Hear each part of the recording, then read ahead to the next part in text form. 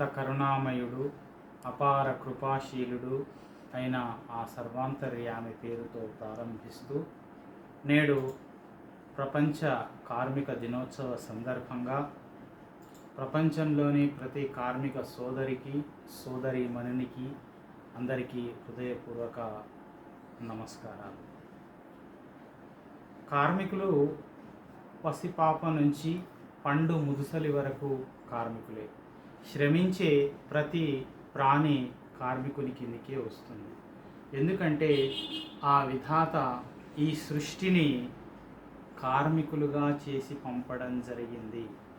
పసిపాప తను పాలు అనే లబ్ధిని పొందడానికి కేకలు వేయడం, ఆర్తనాదాలు చేయడం, కాళ్ళు చేతులు కొట్టుకోవడం, ఈ సంకేతాల దగ్గర నుంచి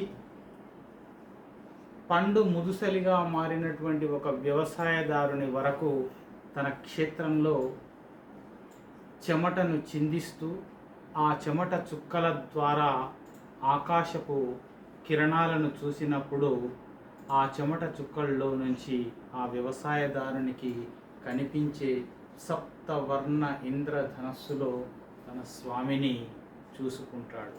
ఇది శ్రమైక జీవన సౌందర్యం.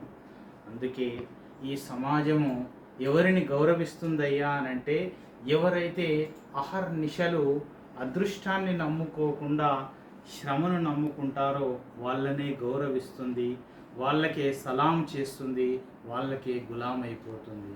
అందుకే జనులారా, శ్రమైక జీవనాన్ని నమ్ముకోండి, అదృష్టాన్ని తర్వాత దానికి అవకాశం ఇవ్వండి. శ్రమైక జీవన సౌందర్యమే మిమ్మల్ని ఆకాశానికి ఎత్తుతుంది, మిమ్మల్ని ఉన్నత శిఖరాలకు చేరుస్తుంది అని తెలియజేస్తూ ఉన్నాను. శుభం.